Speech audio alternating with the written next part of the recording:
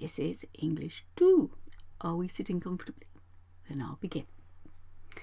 Read the passage taken from my favourite book, Pride and Prejudice. Actually, that's Rachel's favourite book, not mine, by Jane Austen, and then answer the questions. Though I have to say, I do rather believe that I married a sort of a Mr. Bennet look-alike kind of thing. Mr. Bennet was so odd a mixture of quick parts, sarcastic humour, reserve and caprice, that the experience of 23 years had been insufficient to make his wife understand his character. Her mind was less difficult to develop. She was a woman of mean understanding, little information, and uncertain temper. Okay, read it again if you want to. Just press the pause somewhere along there. Right, the word insufficient means I've had sufficient means you're full. Let's see if we can find it in the passage. It always helps. Middle line, got it? That the experience of 23 years, that's 23 years to you and me, had been insufficient to make his wife understand his character. Not enough.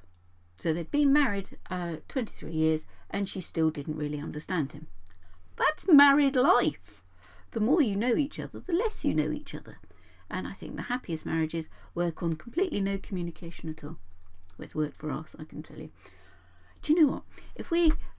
I don't think we share any memories that are the same. None at all. And that first, the first few years when you realise they don't remember as you do, it's quite painful. You think they're lying, they're making it up. But now we just quite happily accept that I think my husband came up with the nicest way of saying it. He said, well, we're walking on the same path, but we're looking in different directions.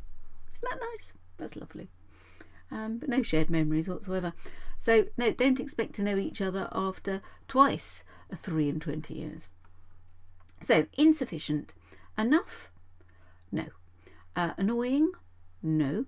Not enough. Shall we try that? It is not enough. In is usually the sort of the negative. So sufficient is enough, sufficient. Efficient means that you do things well, and then inefficient, you don't do things well. In is the opposite. So it is not enough. And so even if you didn't know what insufficient meant, just that little prefix at the beginning could help you to say that it's the sort of the opposite of the bit that comes next. Insincere is the opposite of sincere. Okay, right. An antonym of difficult is, now the anti is, let's write this down for you. Anti, that comes from the Greek for the opposite of, and then the nym, I think it's I can't remember. They've got ONYM, but I think there's something else going on here. I think important spelling is really important, or correct spelling is, or even fairly good words might help.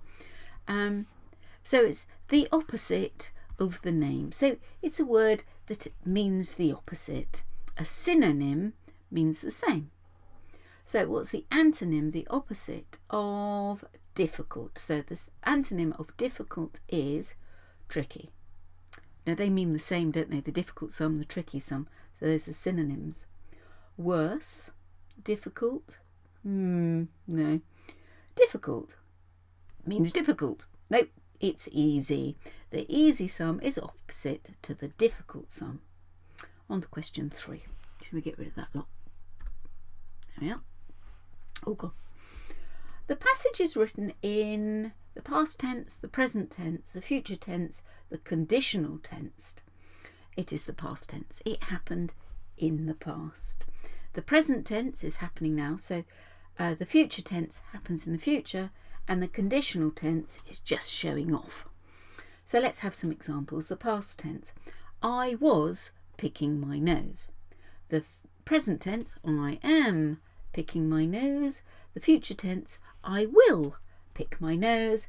And the conditional tense, I assume, is if I pick my nose. I guess we all do, even the Queen. A homophone of 2. Now, homo means the same. So homogeneous means it's the same. Homogenized milk has been bzzed in some way or another, so it's all the same. When I was a child, you used to get the cream on the top of the milk, so the cream would rise up, and then little blue tits used to come and go picky, picky, pick, pick on the silver tops of the bottles and drink all the cream. And if they didn't, I was pretty fast at getting to it. I have to say my grandmother objected profoundly to me drinking out of the milk bottle. But I'll let you into a secret. Do you know what milk tastes best if you swig it out of the milk bottle standing behind the fridge door? Right, anyway, a homophone. So homo means same, and phone means sound. So something that's got the same sound as. So we've got telephone. Ooh, can you think of any other phones? Headphones. So they're all things that give you sound. So something that sounds like two is, oh, that's A, isn't it? TWO, two. Because three doesn't, tow doesn't. That's to tow a boat. And from, it's just not. So, ta-da. Now let's go on to number 5. The term mean here is an mathematical term, an adjective, a verb, a noun. Well, let me show you, there are 2 clues going on here. Firstly, know it. It says the term mean here. Notice that word here. I feel I have to underline it even though I haven't. There we are. Here, I feel better now, is. So it could mean other things. Ha! See? So a mathematical term. Yes, mean, mode and medium. But does that mean that here? No, no, no, no, no. She was a woman of mean understanding. Is it... Now we know that the answer is an adjective because of how Rachel's constructed the sentence. The term mean here is an. Now remember, an only ever goes when it is followed by a vowel. So it's A, E, I, O and U. But you notice that mathematical term, verb and noun, the other ones, all start with consonants. And so clearly she wasn't thinking, and she's given it away just by writing in the word an. So it is an adjective. Is it a verb? No, because she's not doing it. I am mean when I don't allow the children to have chocolate. Not necessarily, but you get the drift. Do I mean to go? Is that verb? Don't know. And a noun. Is it noun? No. No. If I start pulling faces like this, because I've got something in my eye. So the term mean here. So she was a woman of mean understanding.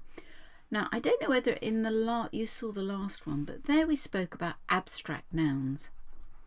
Understanding can be a verb. Is she understanding what's going on? That's a verb. She's doing it.